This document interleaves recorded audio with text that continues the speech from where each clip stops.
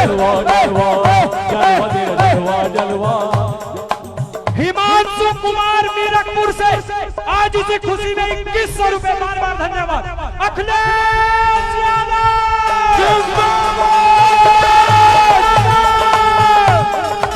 अखिलेश यादव।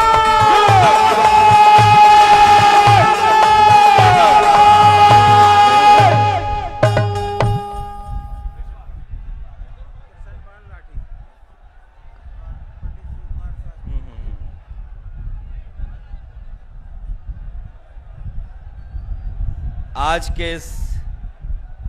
इस कार्यक्रम की अध्यक्षता कर रहे आदरणीय पंडित शिव कुमार शास्त्री जी, इस मंच पर उपस्थित समाजवादी पार्टी के जिला अध्यक्ष रुद्रसेन जी,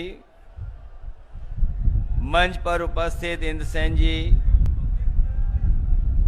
समाजवादी पार्टी के मुजफ्फरनगर के जिलाध्यक्ष प्रमोद त्यागी जी,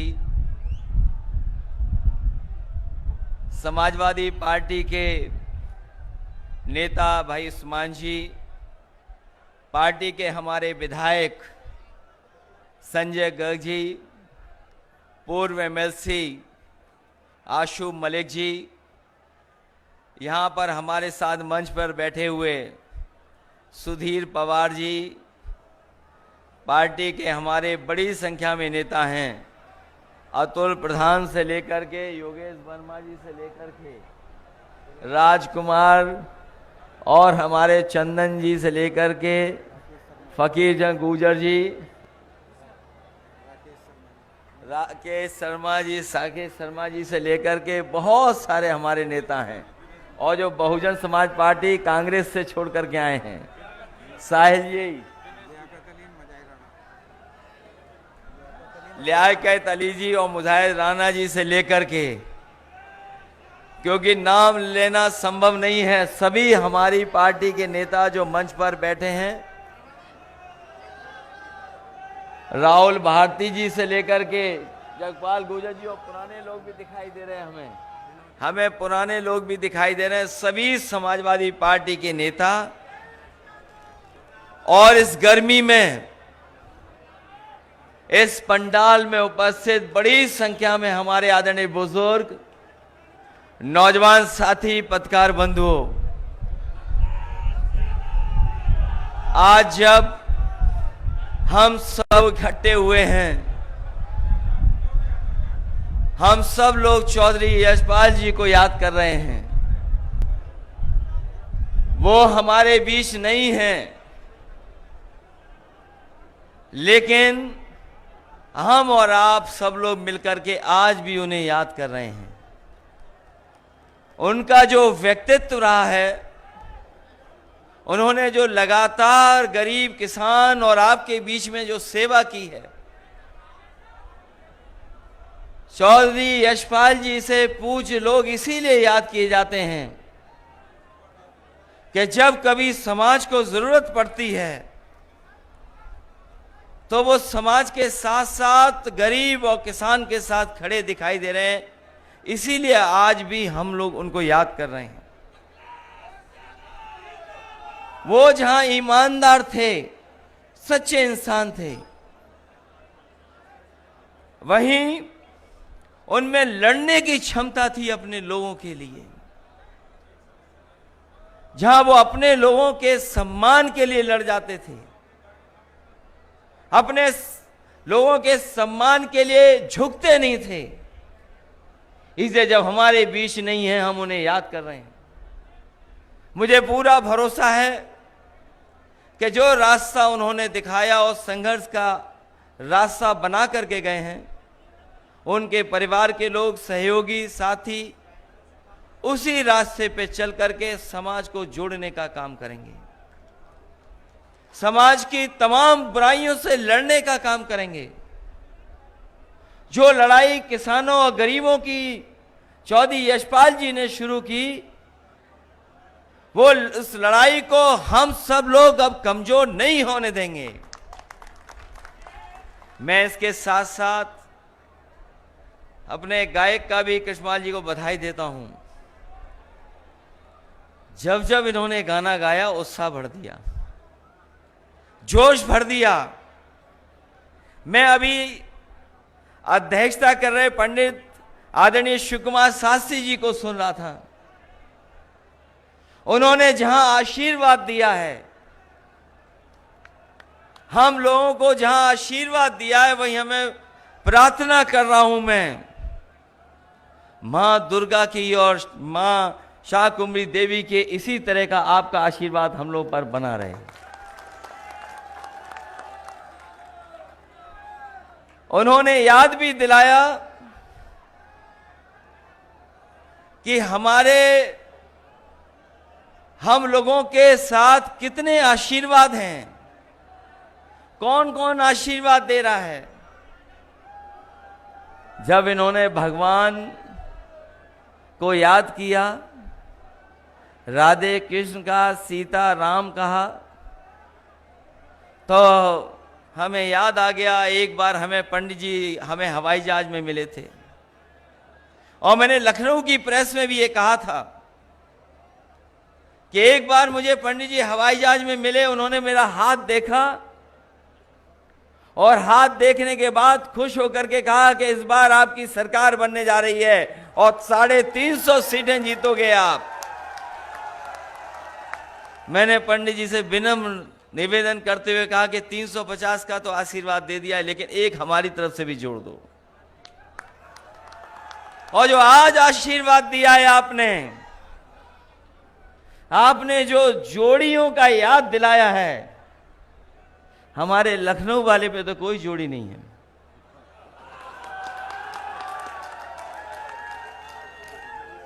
और कहीं वही बात है, हम ये नहीं कहते, हम किसी का अपमान नहीं कर रहे हैं, लेकिन यहां बैठे लोग, जब मैं देख रहा था कि ऋग्वेद की कुछ लाइनें पढ़ी जा रही थी, पंडित जी मंच पर हैं, तो हमारे लोगों ने गीता को भी पढ़ा होगा, गुरु नानक जी को भी पढ़ा होगा।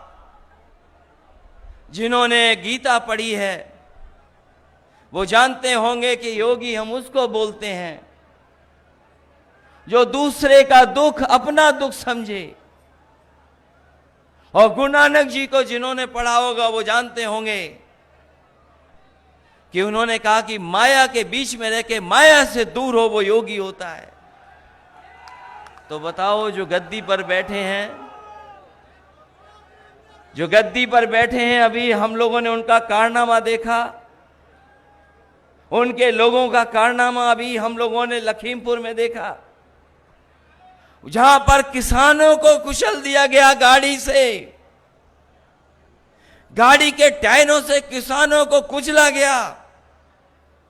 वो किसानों को तो कुचला ही गया है, लेकिन उसके साथ साथ कानून को भी कुचलने की तैयारी थी।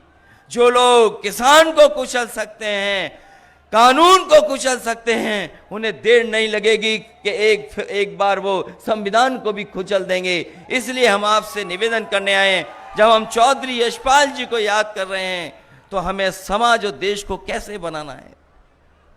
हमारे किसान अन्नदाता हैं, वो हमारा पेट भरते हैं, अन्नदाता हमारा पेट भरता है, हमें पहनने को कपड़े देता है, और उसको इस तरीके से अपमानित होना पड़ रहा। क्या क्या नहीं कहा जा रहा किसान भाइयों, आपको मवाली कहा जा रहा, इनका बस चले तो आतंकवादी कह दें आपको। न जाने कितनी बार अपमानित होना पड़ा है, लेकिन हम अपने किसानों को बधाई देना चाहते हैं। भारतीय जनता पार्टी ने कितना भी अपमानित किया होगा, लेकिन वो अपने संघर्ष से पीछे नहीं हटे हैं। उन्होंने भी ठान लिया है कि जब तक बैठे रहेंगे, जब तक ये 3 कानून वापस नहीं होंगे। और यही हमारे लोकतंत्र की ताकत है कि हम लड़ना भी जानते हैं, गद्दी पे भी बैठाना जानते हैं, और जब मौका मिलेगा तो गद्दी से हटाना भी ये जनता जानती है। अखिलेश यादव किसान भाइयों बताओ, हमें और आपको तो वादा किया गया था कि आय दोगुनी हो जाएगी, हम जो पैदावार करेंगे उसकी आय दोगुनी होगी। पिछले चुनाव में एक वादा किया गया कि आय दोगुनी किसानों की होगी। आज हिसाब किताब लगाओ किसान भाइयों, उनके बेटों, यहां किसान भी हैं, उनके बेटे भी हैं, हिसाब किताब लगाओ, बताओ हिसाब किताब में हम लोग कहां खड़े हैं? कहां खड़े हैं हम लोग हिसाब किताब में? कौन सी चीज महंगी नहीं हो गई? अभी तो हमारे गन्ने का हिसाब नहीं मांगा है, गन्ने का बकाया है किसानों का, लेकिन हमारे मुख्यमंत्री कहते हैं किसानों को भुगतान हमने लाखों करोड़ रुपए कर दिया है और गन्ना न बोया करें क्योंकि डायबिटीज हो जाती है उससे। हमारे ऐसे मुख्यमंत्री हैं, वो भुगतान तो बता रहे हैं कि इतना भुगतान हो गया, लेकिन हमारे गन्ने के किसान भाई जानते हैं कि अभी भी 4000 करोड़ से ज्यादा किसानों के गन्ने का बकाया है। खेतों में गन्ना खड़ा, पिछले साल का भुगतान नहीं। यहां धान नहीं होता, कम धान होता है, लेकिन जिस इलाके में गाड़ी से कुचला गया किसानों को, वो धान का इलाका है। धान की कीमत क्या सरकार ने तय की? 1000 रुपया कुंटल नहीं बेच पा रहा हमारा किसान, 1000 रुपया भी नहीं बिक रहा किसान का। गन्ने का भुगतान नहीं, धान का कीमत नहीं। और सहारनपुर वाले जानते होंगे, बताओ पेट्रोल 100 रुपए पार कर गया कि नहीं कर गया पार?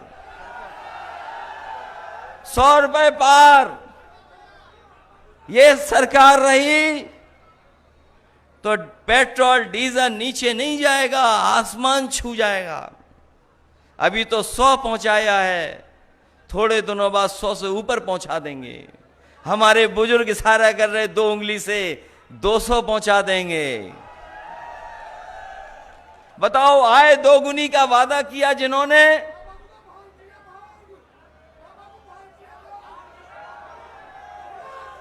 वो वाली बात बाद में होगी, अभी नहीं। आसमान छू रही महंगाई। कहां से शुरू हुआ था डीजल पेट्रोल, कहां पहुंचा दिया?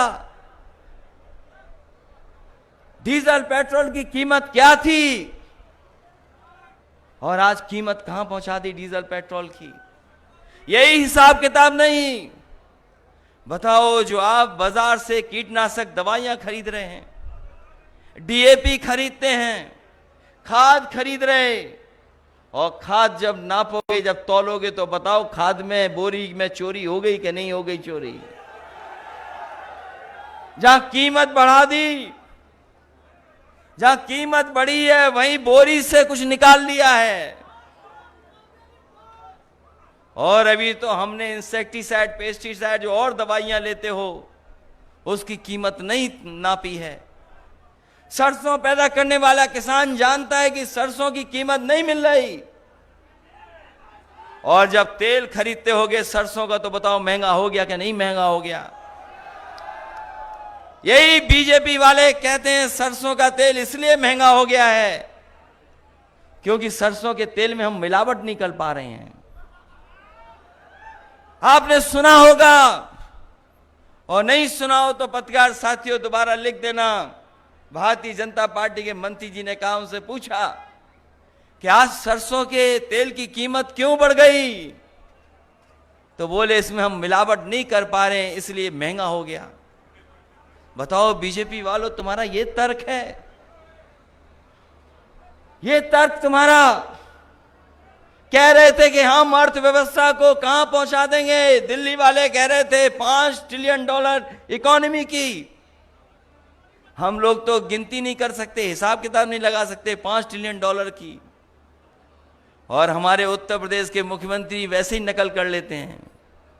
अगर दिल्ली वाले $5 ट्रिलियन इकोनॉमी की बात कर रहे हैं, तो उत्तर प्रदेश वाले हमारे कह दे रहे हैं कि हम भी $1 ट्रिलियन इकोनॉमी पहुंचा देंगे।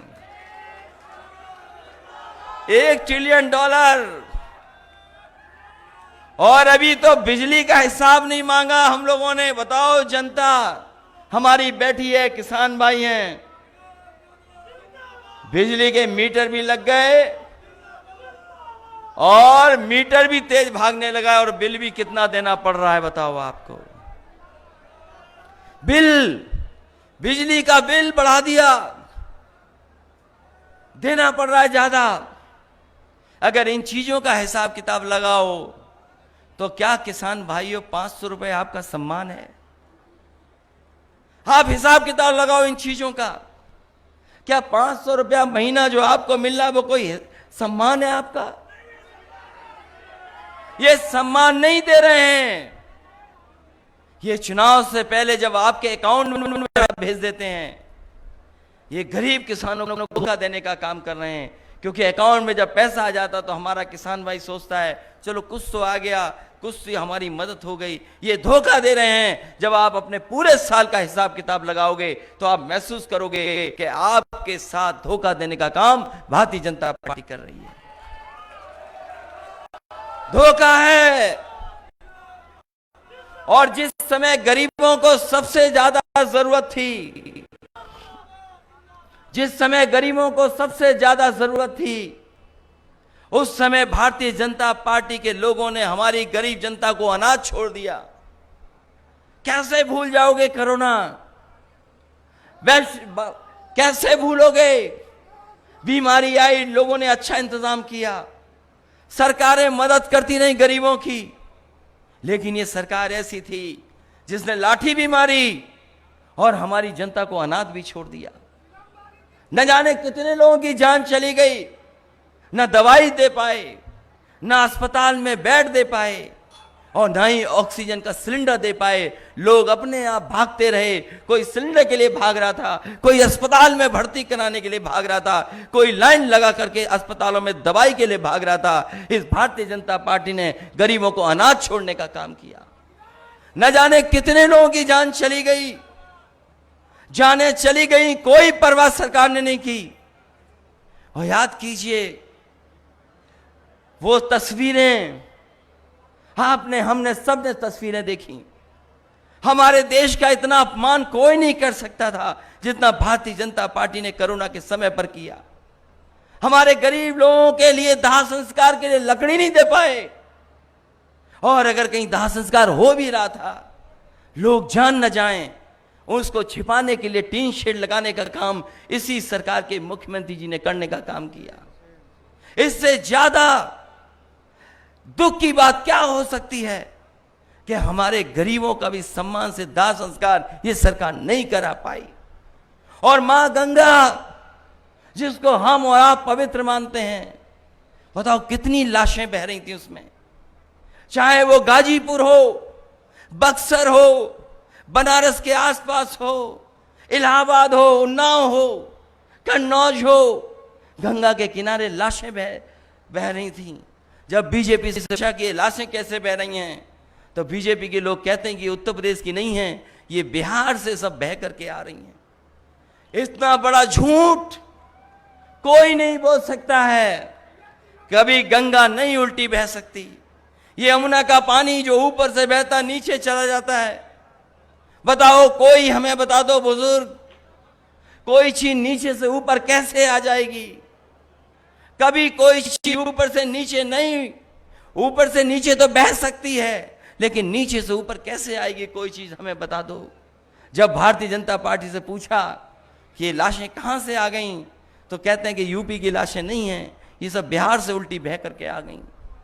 जो लोग लाश पर झूठ बोल सकते हैं, गरीब को अनाथ छोड़ सकते हैं, चुनाव आएगा तो न जाने क्या कर देंगे। क्योंकि वो जानते हैं भारतीय जनता पार्टी के लोग, इस बार जनता तैयार है भारतीय जनता पार्टी का सफाया करने के लिए। इसलिए सहारनपुर के लोगों, हम आपसे निवेदन और अपील करने आए हैं।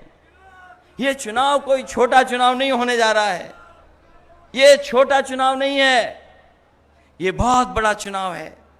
देश की तकदीर का चुनाव है। नौजवानों, तुम्हारे भविष्य का चुनाव है। किसान भाइयों, आपका चुनाव है।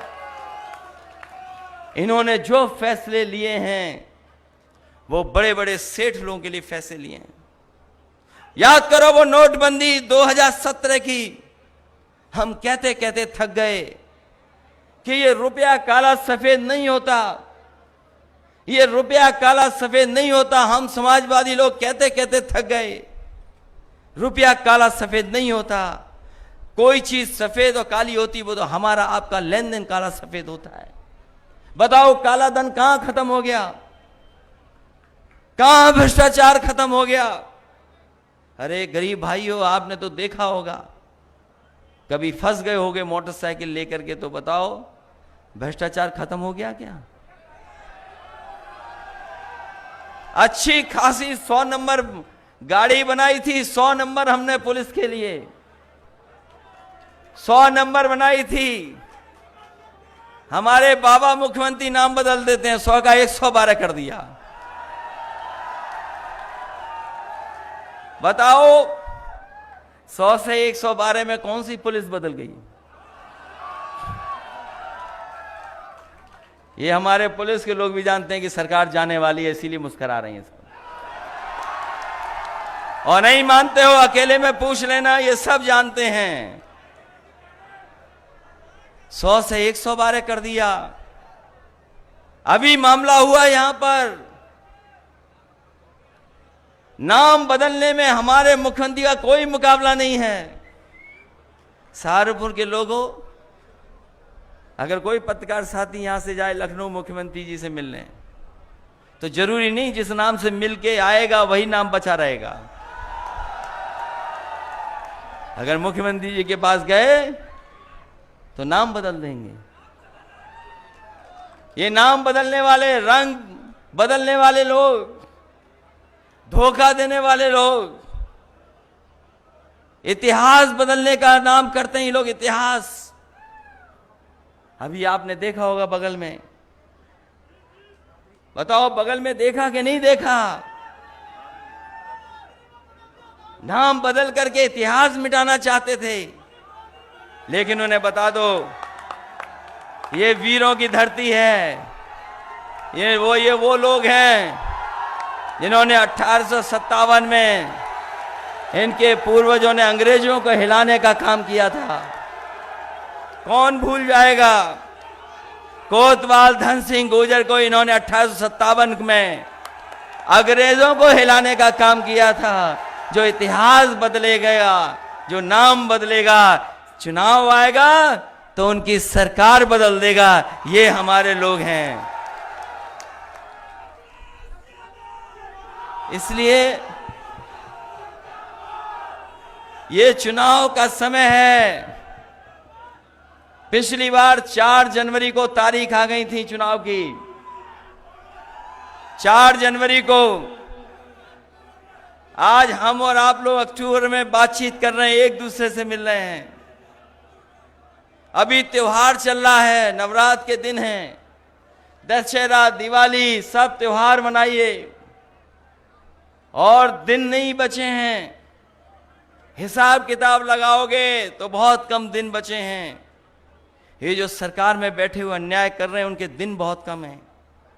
और हमारा इतिहास बताता है, हमारी गाथाएं बताती हैं, कहानियां बताती हैं, हमारे जितने भी ग्रंथ हैं वो बताते हैं कि कोई भी अहंकारी हुआ है वो बचा नहीं है। अहंकारी को जनता ने सबक सिखाने का काम किया।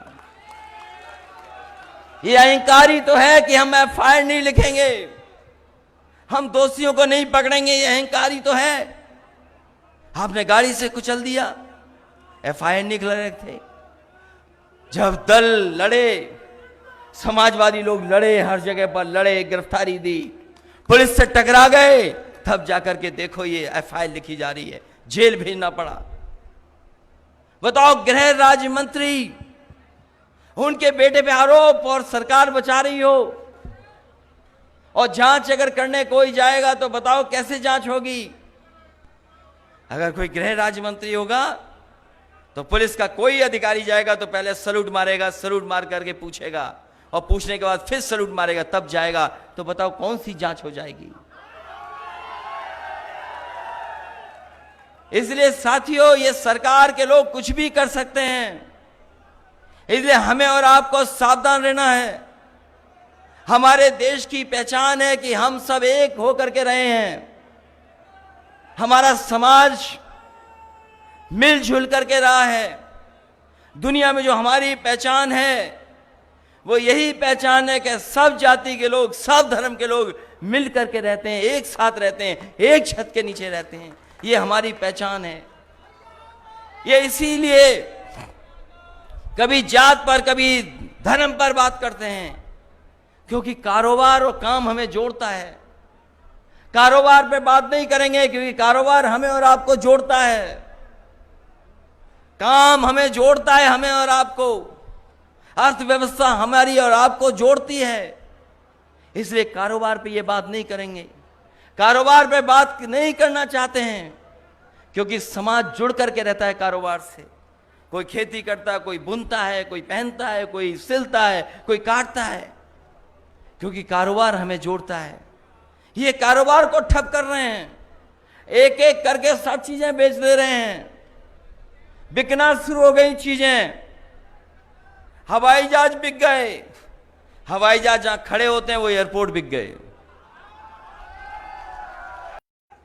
तो बताओ, जो संविधान में बाबा साहब ने जो हमें अधिकार दिए, उन अधिकारों का क्या होगा?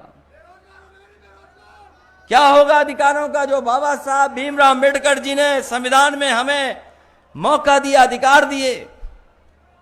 ये चीजें जब बिक जाएंगी तो कोई नहीं हमें सम्मान देगा, कोई स्थान नहीं देगा। कोई सोच सकता था कि हवाई जहाज बिक जाएंगे, एयरपोर्ट बिक जाएंगे, पानी का जहाज जहां खड़ा होता है वो सब बिक गया।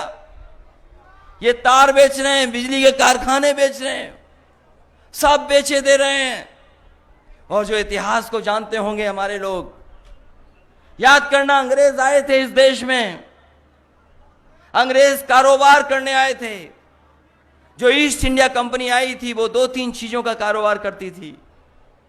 धीरे धीरे उन्होंने कारोबार बढ़ा लिया और अंग्रेजों ने एक कानून पास किया इंग्लैंड में, और उस कानून से वो जो कंपनी थी, जो कारोबार करने आई थी, व्यापार करने आई थी, ईस्ट इंडिया कंपनी, वो सरकार बन गई।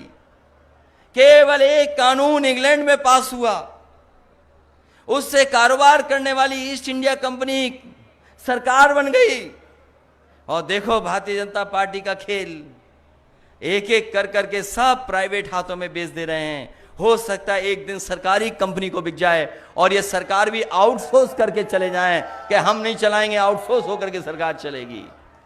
सोचिए किस लिए लोगों ने अपनी जानें दी हैं। ये इलाका वो है जहां पर हिंदू और मुस्लिम एक होकर के आजादी के लड़ाई लड़ी हैं। अगर तोपों से भी उड़ा दिया गया तो आजादी के दीवानों ने आजादी के लिए संघर्ष नहीं कम किया। यहाँ के नौजवान अपनी जान पर खेल गए और उस समय देश को आजादी दिलाने के लिए लड़ते रहे। ये वो धरती है। ये सब बेच रहे हैं, बेच देंगे, क्योंकि इन्हें केवल कुर्सी चाहिए, सत्ता चाहिए। हम समाजवादी लोग गरीब और किसान को आगे बढ़ाना चाहते हैं। हमारी पहचान है गंगा, जमुना, तहजीब। यही यमुना नदी हमारे गांव से भी, हमारे शहर से भी निकल करके जाती है। ये जो आपकी यमुना नदी है, यही तो है यमुना नदी, दिल्ली को छूते हुए। यहां तो साफ सुथरी है, यहां तो यमुना बहुत साफ है, लेकिन जैसे ही दिल्ली पहुंचती तो बताओ कितनी गंदी हो जाती है। गंदी होते होते चंबल से मिल जाती है हमारे शहर में जाकर के, और यही नदी है जो संगम में मिल जाती है। बताओ, नदियों को साफ करने का संकल्प लिया था, मां गंगा को साफ करने का संकल्प लिया था। दिल्ली वालों को दिल्ली नहीं दिखाई दे रही और लखनऊ वालों को मथुरा नहीं दिखाई दे रही कि बताओ यमुना कितनी गंदी बह रही है।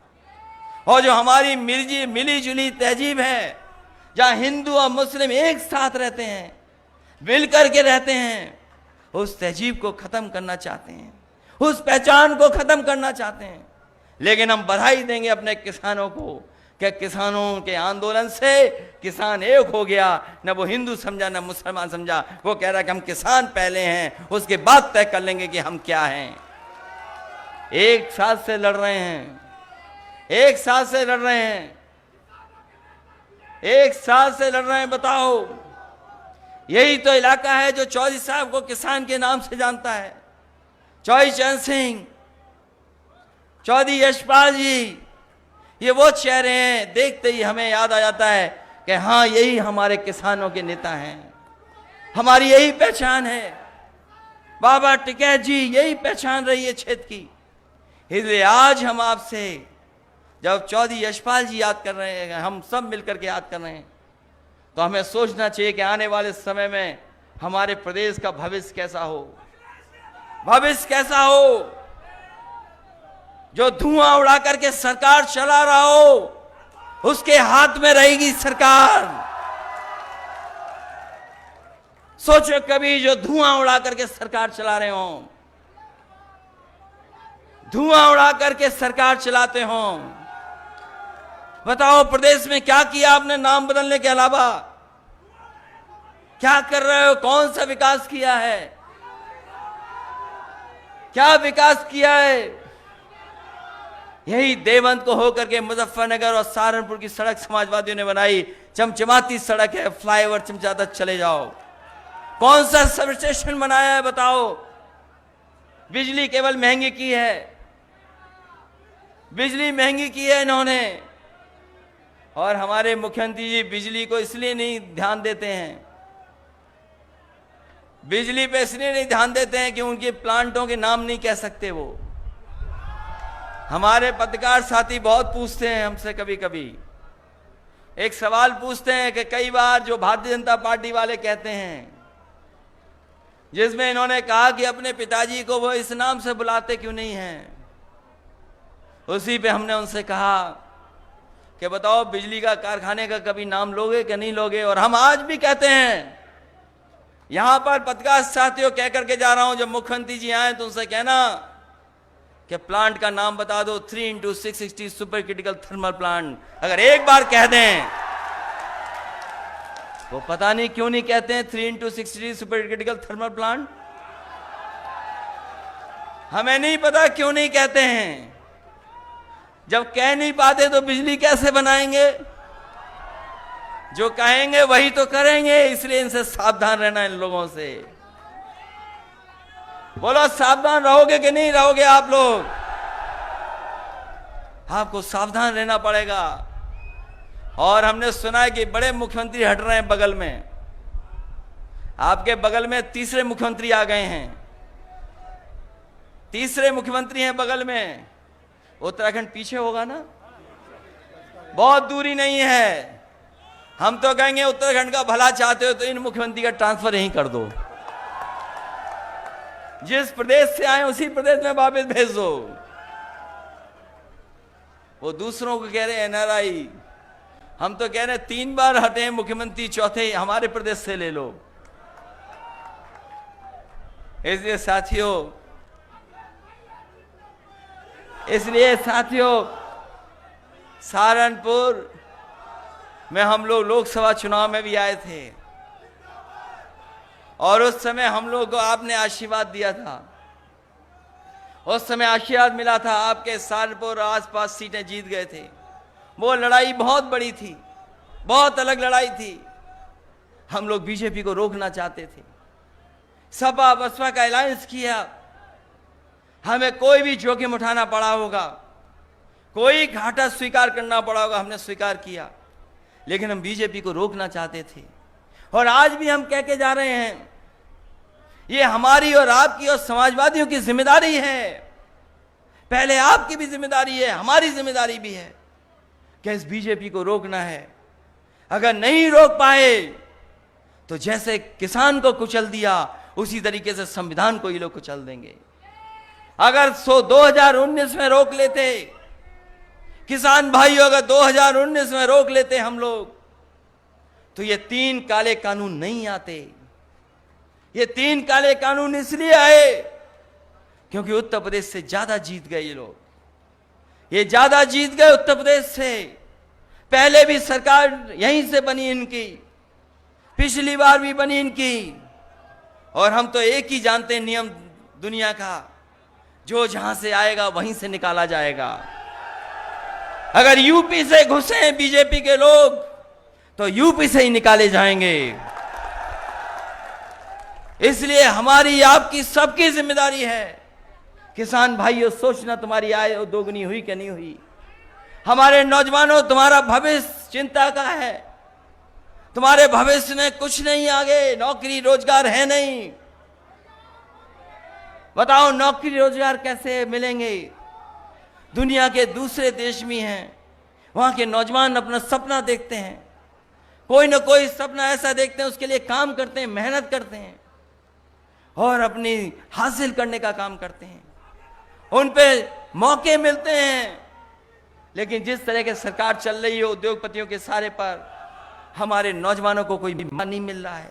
हमारे नौजवान जिनमें काबिलियत है, जो मेहनत कर सकते हैं, जो संघर्ष कर सकते हैं, जो दिन रात पढ़ सकते हैं, उनको कोई मौका नहीं मिल रहा है, कोई भविष्य नहीं। ये दुनिया की चीजें दिखाते हैं कि हम $5 ट्रिलियन इकोनॉमी कर देंगे, हम इतनी बड़ी इकोनॉमी कर देंगे। ये बताओ, जब आपने विज्ञापन दिया तो विज्ञापन में अमेरिका की फोटो चोरी करके ले आए, आप फैक्ट्री की चोरी ले आए, कलकत्ता का फ्लाईओवर ले आए। अरे हमारा फ्लाईओवर लगा देते, अगर मुजफ्फरनगर से लेके लगे देवन होकर के जो जाता है फ्लाईओवर, उसी की तस्वीर लगा देते तो शायद कोई मान जाता कि उत्तर प्रदेश का विकास है। मैं जानता हूं यहां पर लखनऊ जाने के लिए बहुत समय लगता है। मुझे याद है जब समाजवादी सरकार बनी थी, 12 से 17 एक्सप्रेसवे समाजवादी सरकार ने बनवाया था। सबसे पहला उद्घाटन भी किया था, नोएडा से लेकर के आगरा वाला पहले साइकिल से उद्घाटन किया, फिर सरकार बनने के बाद उद्घाटन कर दिया। इसलिए आपसे कह करके जा रहा हूं, मुझे याद है जब कैराना का चुनाव हम जीते थे, आपने और हमें आरएलडी ने मिलकर के चुनाव जीतने का काम किया था। हमने अपना प्रत्याशी उन्हें दे दिया, उनका चुनाव चिन्ह रख लिया। बीजेपी वाले बोले ये कौन सा गठबंधन है? हमने कहा ये चमत्कारी गठबंधन है। और याद करो कैराना में समाजवादी पार्टी और आरएलडी तुरंत जीत गई थी, ये चुनाव जीत गए थे। उस समय जब चुनाव जीतने के बाद मैंने लखनऊ से कहा था कि समाजवादी सरकार बनेगी तो हमारे कैराना के लोगों को और वेस्टर्न यूपी के लोगों को लखनऊ आने में 4 से 4.5 घंटे से ज्यादा टाइम नहीं लगेगा। 4.5 घंटे में लखनऊ पहुंच जाएंगे, ऐसी सड़क से जोड़ने का काम करेंगे। और आज फिर कह के जा रहा हूं मैं, अगर एक्सप्रेसवे समाजवादी लोगों ने बलिया और गाजीपुर के लिए जोड़ दिया, कभी लोग बलिया से चलते थे, गाजीपुर से चलते थे, लखनऊ में 8-8, 10-10 घंटे में पहुंचते थे, बहुत टाइम लगता था, राजधानी नहीं पहुंच पाते थे। मैं आपको भरोसा दिला के जा रहा हूं, 3 महीने 4-5 महीने बाद सरकार बनने जा रही है। सबसे पहले अगर किसी सड़क का नारियल टूटेगा तो नारियल को तोड़ने का काम करेंगे और सड़क की शुरुआत होगी। इधर के इलाके के लोग 4 और 4.5 घंटे में लखनऊ पहुंच जाएं, वैसी सड़क बनाने का काम समाजवादी लोग करेंगे। और अगर विकास के लिए हमें एम्बुलेंस बढ़ानी पड़ी तो एम्बुलेंस बढ़ाएंगे, और पुलिस थोड़ा ठीक चले, अगर उन्हें गाड़ी बढ़ानी पड़ी तो गाड़ी भी बढ़ाएंगे उनकी। और हम आपको कह करके जा रहे हैं कि किसानों के लिए हमें अलग से भी बजट का इंतजाम करना पड़े। पिछली बार जब हम लोगों ने रेट बढ़ा दिया था, भुगतान नहीं कर पा रहे थे, तो बजट से पहली बार 2000 करोड़ रुपए दे करके किसानों का भुगतान करने का काम किया था। इसलिए मैं कह के जा रहा हूं कि समाजवादी सरकार बनेगी तो कोई ना कोई फंड ऐसा रखा जाएगा जिसमें इंतजाम रहेगा कि हमारे किसान को तकलीफ नहीं हो, परेशानी नहीं हो, उसका भुगतान तुरंत हो जाए, क्योंकि उसकी रोजी रोटी और सब कुछ उसी से चलता है। इसलिए तुरंत भुगतान करने का इंतजाम भी समाजवादी लोग करने का काम करेंगे। जो अस्पताल बनवाया था सहारनपुर में, आधा अधूरा है। जहां एम्बुलेंस देंगे वहीं अस्पताल में भी अगर ज्यादा बजट दे करके हमारे गरीबों के इलाज के लिए अगर ज्यादा बजट देना पड़ेगा, उस अस्पताल को भी अच्छा बना करके हम लोग और गरीबों का इलाज अच्छा हो सके वो इंतजाम करेंगे। और हम कह करके जा रहे हैं, इस गांव में बहुत हमें सम्मान मिला, इस गांव में, और यहाँ के लोगों ने बहुत प्यार सम्मान दिया। ये हम सब लोग कभी नहीं भूल सकते। इस गांव से जुड़ाव हो गया, इस परिवार से हमारे रिश्ते और मजबूत हो गए। इसे सम्मान देने का काम हम लोग करेंगे। और अपने गांव में कुछ बड़ा काम भी करना चाहोगे तो हम आपको भरोसा दिलाते हैं, दोनों जिलाध्यक्ष जी को भी, इंद्रसेन जी को भी, रुद्रसेन को भी, कोई बड़ा काम करना चाहोगे तो हमें बता देना, सबसे पहले काम करने का काम करेंगे।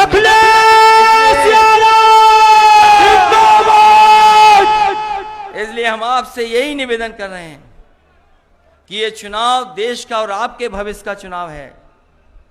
ये कुचलने का काम करेंगे, नई चीज लेके आएंगे, पता नहीं कौन सी नई चीज कर दें। कुछ भी कर सकते हैं भारतीय जनता पार्टी के लोग, इसलिए सावधान रहना। यूपी के चुनाव के लिए कुछ भी कर सकते हैं ये लोग, इसलिए सावधान रहना और समाजवादियों की मदद करना। हम लोग अलायंस भी बनाएंगे और अपने लोगों का सम्मान भी बचाने का काम करेंगे। इसलिए जहां से शुरुआत की है तो समाजवादी पार्टी को जिताने का काम करना, ये हम आपसे निवेदन और अपील करते हैं। इन्हीं शब्दों के साथ एक बार फिर चौधरी यशपाल जी को याद करते हैं, उनके तमाम सहयोगी साथी जो लोग आए हैं उनको बधाई देते हैं ऐतिहासिक कार्यक्रम के लिए जो हमें दिखाई दे रहे हैं, यहाँ से लेकर के जहाँ हेलीकॉप्टर उतरा है वहाँ तक, और जो हमारी आपकी पहचान रही है भारत की कि गंगा जमुनी तहजीब जो मिली जुली हमारी संस्कृति है उसको और बचाएंगे, मजबूत करेंगे और हम आपस में एक दूसरे के रिश्ते और प्यार सम्मान के अच्छे बनाने का काम करेंगे। इसलिए हम आपको बहुत बहुत बधाई देते हैं, बहुत बहुत धन्यवाद देते हैं आपका। चलिए वो दिलवा दो सामान जो है, एक कागज लेना। अखिलेश यादव, चौधरी रुद्रसेन, चौधरी इंद्रसेन, परम पूज्य बाबा जी स्वर्गीय श्री चौधरी यशपाल सिंह जी अमर रहे। दिल लेके जा रहे हो आज कैसे जिएंगे हम, दिल लेके जा रहे हो आज कैसे जिएंगे हम, दिल लेके जा रहे हो आज कैसे जिएंगे हम। हाय हाय हाय आएगी याद तेरी, आएगी याद तेरी, अज रो रो